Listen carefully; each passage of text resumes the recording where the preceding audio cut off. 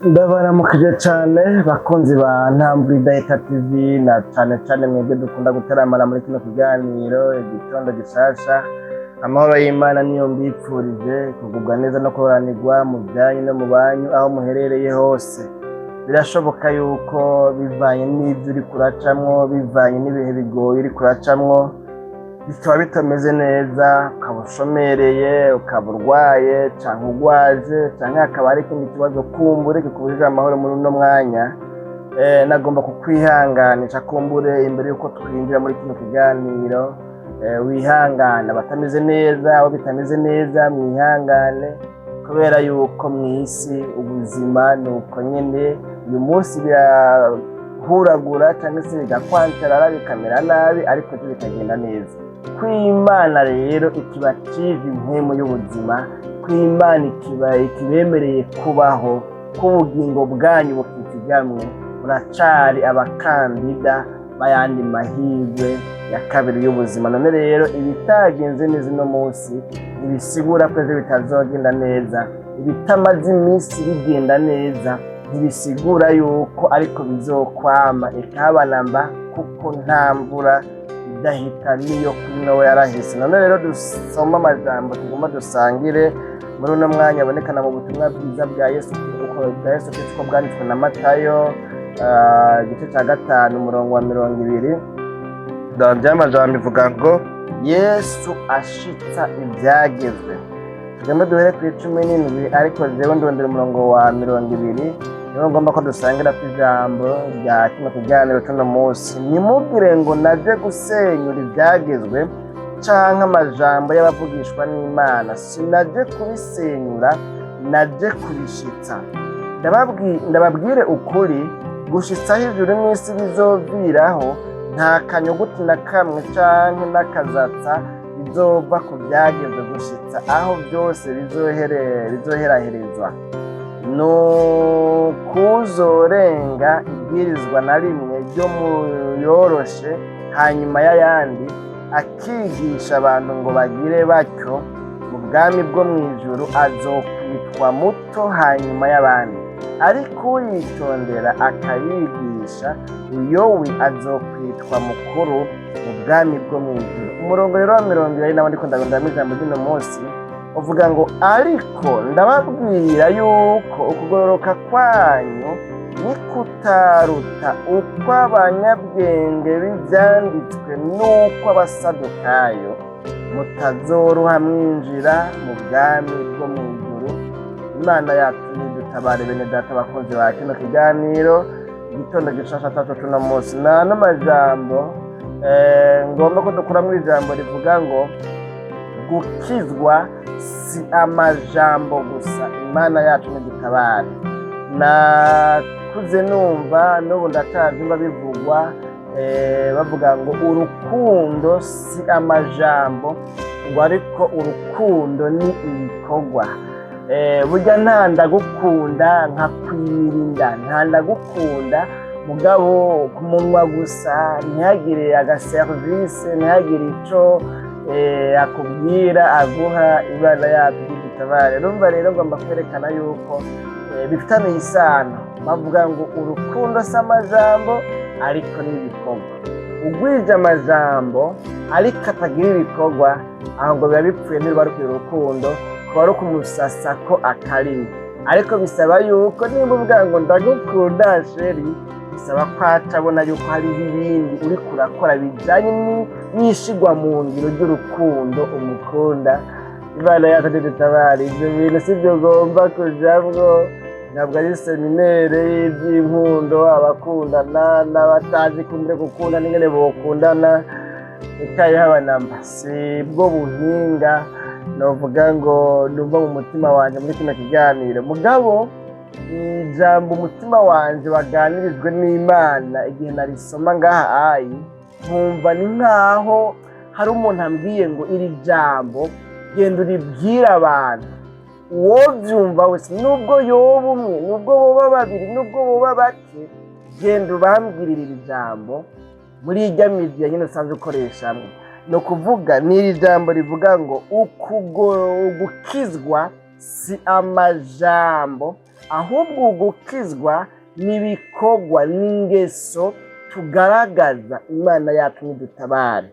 Mu nkundire gatoya ntanatebye cyane mvuge kuri bano banyabwenge b'ivyanditswe n'abafarisayo ngaha bavuzwe. Aba bafarisayo ari nabo mbere bitwa ngo ni indyarya, ngo bari abantu baharanira kwerekana yuko bagororotse. Ibi bintu ndabifise mu nyigisho ziri aho, narigeze kuzishira kuri runo rubuga ngiri Zambia, ariko mugabo nyene sinazimaze ntibyakunze. Naciye ngira ibibazo, naciye mpura n'ibibazo, dukoresha nari mfise twose, satani, ibitero, ibihe bigoye ariko ndacamwo, ica biraduhitana twose.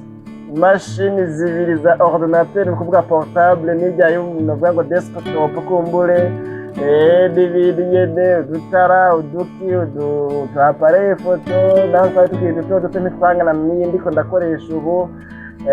Kumbe na trepye ngana gutya ntaho narinse, mugabo trepye narinse narayizanye, nahari ntoya nayo mpanda yikoresha. Ibintu nyene nk'ibyo bitatu byakunda rero ko mbandanya ntegura ibyo biganiro, ariko mugabo ndabifise mu rutonde rw'ibiganiro nzoshikiza kuri runo rubuga. Imyanya niya nkundira kuko n'ubundi nyene imyanya ntiyoroshe, sanzwe mfise akandi kazi ndiko ndakora kumbura kugira ngo bikunde nshishikare kuronka ingene niteza imbere, kuko bino n'umuhamagaro, si business yinjiza amafaranga. Nimba yo kwinjiza amafaranga kumbura ngira ngo hazoba muri kazoza nayo boho, ahubwo niyo iyajya amafaranga irayajya ntiyazana. Hanyuma rero aba bafarisayo ko ndavuga ngo ikiga nageze kubavuga ko rero hari imiharingo yagiye ivuka mu Bisirayeli muri bya bihe habayeho gukurakuranwa kw'abakoroni bakoroniza Abisirayeli. Murazi ko batwawe ari nyagano mu gihugu cy'i Babuloni, bakamara mu myaka hafi 70 yose. Murazi ko bagumye baza barakoronizwa Abamedi n'Abaperesi, hakaza Abiyashura, Abahehe, hakaza Abaroma, ibintu nyene nk'ibyo. Imana tune dutabare. Rero iki gihe Yesu aza mw'isi, Abisirayeli bari bakoronijwe n'intwaro y'i Roma. Rero ngo mu hafi nko mu kinyejana ca kabiri mbere yuko Yesu avuka, hariho imihari yagira avuka. Uku nyene mubona amahobeliyo avuka, ni muri iyo myaka nyene havutse abitwa ngo ni abagwanashaka ba Zerote. Bazi kuvuga ngo Simoni Zerote, ibintu nyene nk'ibyo ngo Simoni mugwanashaka. Barabara ngo ati reka turwanire igihugu tukibohoza umuheto. Abo bari abazerote, abarwanashaka, novuga ngo bavuga ati twitangira igihugu tugwanye intwaro y'Abaroma, tubomore dukoresheje kumbura umuheto. Haba mugabo kandi haba n'abandi ariho novuga ngo nk'aba b'abafarisayo, kumbura abasadukayo, abanyabwenge b'ibyanditswe. Aba rero ngo ni ukuvuga bavuga bati twebwe turazi igituma tumaze igihe kirekire mu byago nk'ibi, ni uko twacumuye ku Mana, ni uko twaretse kugororoka, ni uko twaretse gushira mu ngiro ibyagezwe by'Imana. Abandi nabo natwe turazi icatumye bigenda gutya, ni uko urungano rushasha rutaronka inyigisho zikwiye. Hakwiye kubaho umugwi, hakwiye kubaho abantu bajejwe gusesangura ibyanditswe, ibyagezwe bya Mose, bakabyigisha abantu. Hakabaho kwitanga kugira ngo bigishe abantu bamenye icyo ibyagezwe by'Imana bivuga. Abandi nabo natwe tugomba yuko abantu tubereka yuko kubaha Imana ari byiza. Hanyuma rero burya ngo niho hatahazana ibintu by'uko wasanga ubaharanira kwereka abantu ko bakijijwe, mugabo mu by'ukuri ngo indani mu mitima yabo badakijijwe. Muri ico gihe rero babyerekana, baragerageza uburyo bwose ngo nk'iyo yafashe amasengesho yo kwisondesha kugira ngo yerekeremwo abantu yuko kwisondesha ari byiza bikenewe. We yaca yerekana yuko yisondesheje, ngo bagaca bagenda ngo hariya mu ihwaniro mu mayira abiri au Carrefour, muri rompe, hariya muri jardin public, hahantu abantu bose bari. Hanyuma rero ngo bagaca bakubitagurambanwa ngo bakanyine bakerekana ko ariko barasenga. Ndabyo muri kino gihe ingene insengo z'ubu zimeze, usanga nyene harimo ibintu byo gushirira nyene sawa sawa. Sinzi ko nabo nyene bagira ukuri, bakabona nyene ko umuntu nyene yambaye urwaga. Bahari impamvu bavuga ngo twambara urwaga, kuvuga nyine duhaguruke tube seriye, ko dushangashijwe, dushavurire tumuhagurukire Satani, cyangwa se duhagurukire kurwanya Satani. Imana yacu nidutabare. Hanyuma rero ngo bagaca babikora gutyo muganga ngo atari ko bameze. Ngo iyo hageze gufasha imfubyi n'abapfakazi baragerageza ngo bakaza kubikorera ahantu abantu babona, ntibabikora mu ibanga. Ni naho mbere urabye Yesu imbere y'aha gato usanga avuga ngo niwagira ubuntu ukuboko kwawe kuko uri kwakora neza, ukubafu ntikumenyeshwe ibyo kwakoze. Korera ugirira ubuntu, iri neza mwibanga. Nuko ufata inzamba ucuvuze ugende uravuga ngo ngomba nkora ibi. Ntuhamagara media zose, uhamagare Ntambulidahita TV, uhamagare Zabaho TV Internationale, uhamagare za Umukubito TV, uhamagare n'abandi kumbure yangone za Siren Vibe n'izindi shene kumbure murabona gide nyinshi. Ntuhamagara izo zose za Mashariki TV ngo bari duhamagara ngo ngwino rero murabe ibintu ngomba nkore bitamere mu mishireko. Oyayi, nubagira neza, nubagira ibikorwa byo kugororoka bikorere mu ibanga.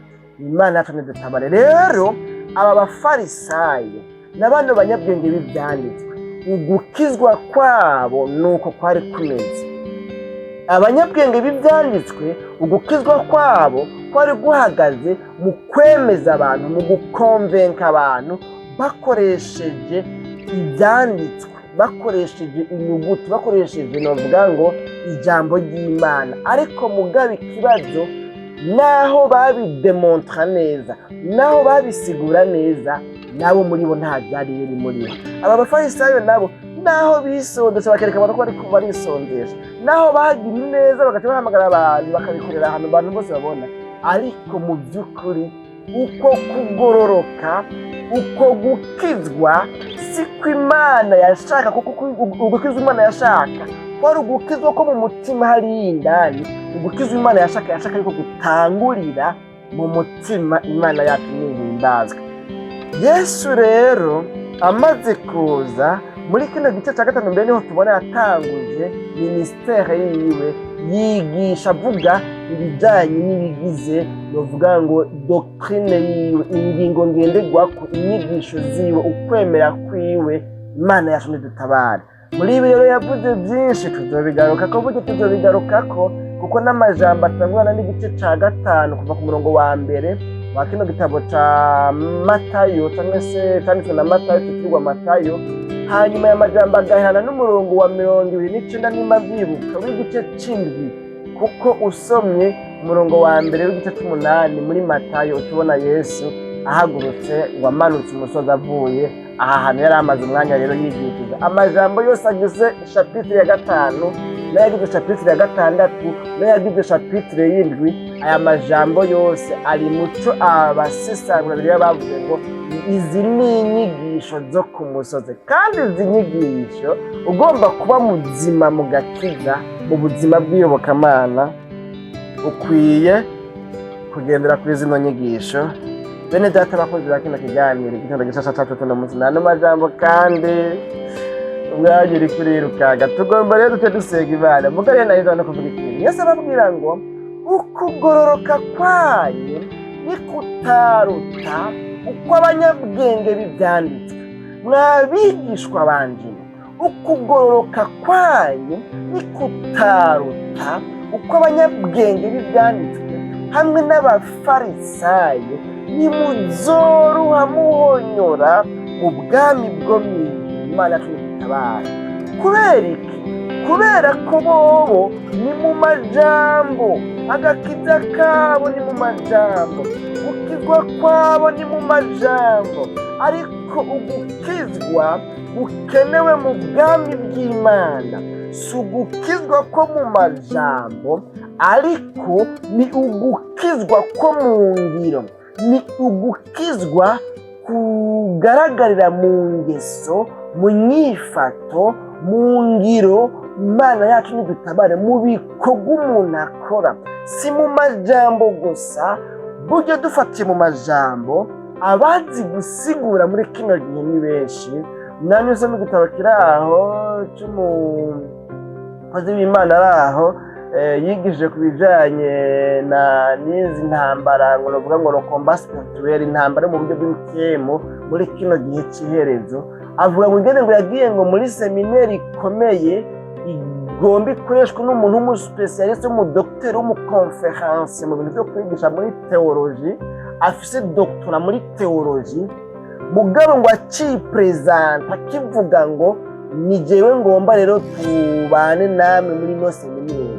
Muri presentation yiwe yavuze amazina yiwe, avuga ibyo yize, avuga impamyabushobozi afise, ngo ataravuga ngo imbere y'uko ndabigisha ibindi byose nzobigisha muri no seminari, mwabakozi b'Imana mwe, nagomba mpere kuri iri jambo ndababwire yuko jewe ndi umuate, ndi umuntu atemera Imana.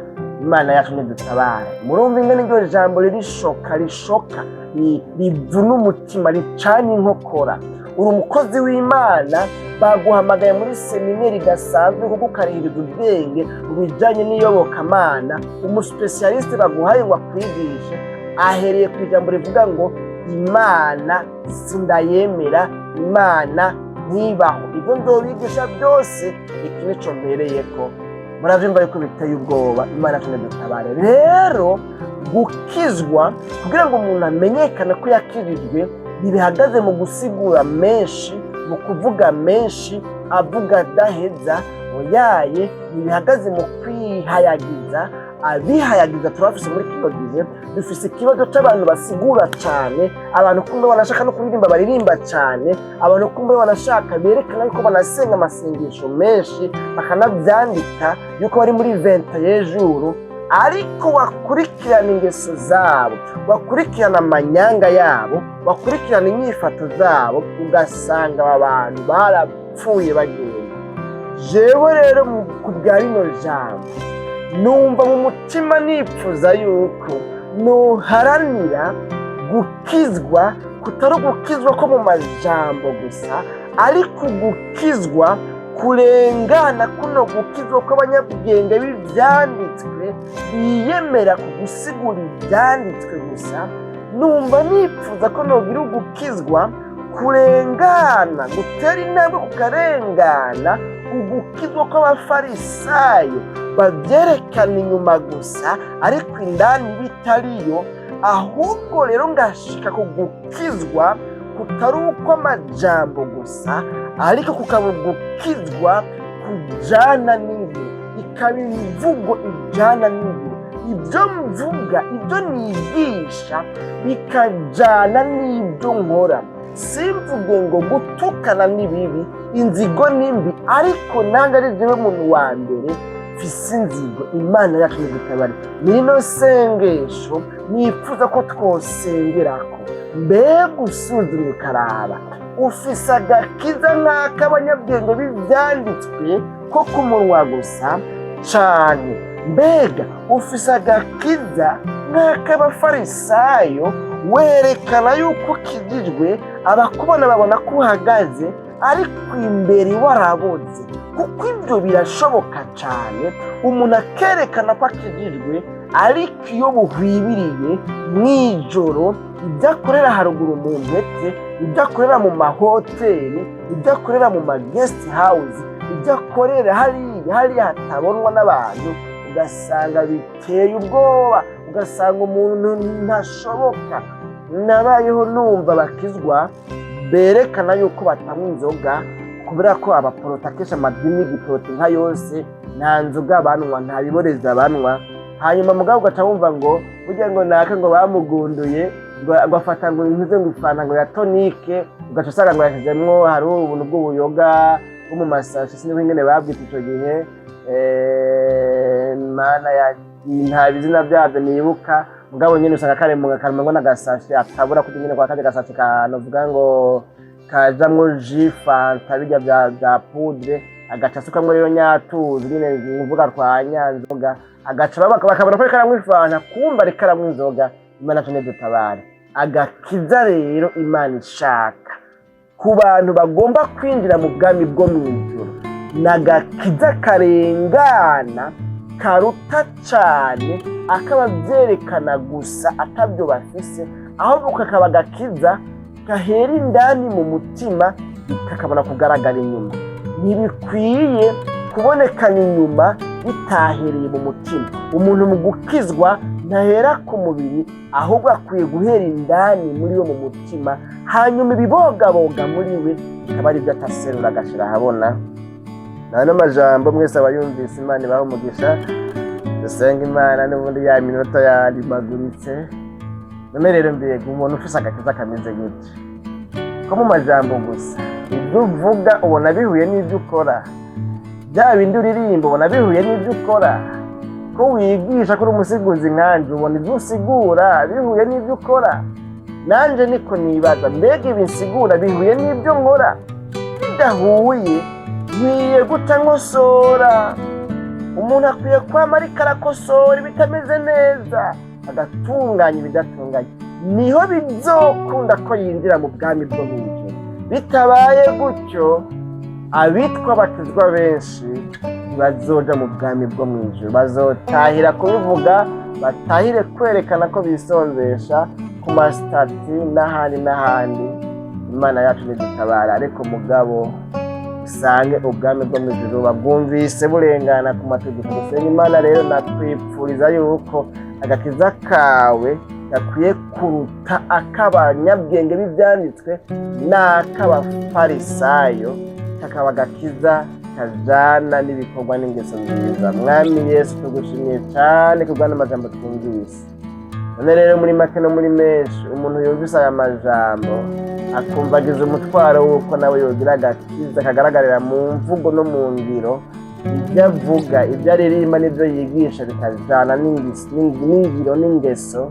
Uyu muntu rero numugirire neza, uko yatuye asaba imbabazi umugize imbabazi, uko asabye ngo umushoboze Imana umushoboze, ubushobozi bwa kemera bumubashisha kubandanya neza no kugira kano gakiza karengeye cyane, akaba bivuga ku munwa gusa, ahubwo uyu muntu agira agakiza kabogaboga indani muri we. Mu izina ryawe gera Kristo Yesu tubyizeye. Amen.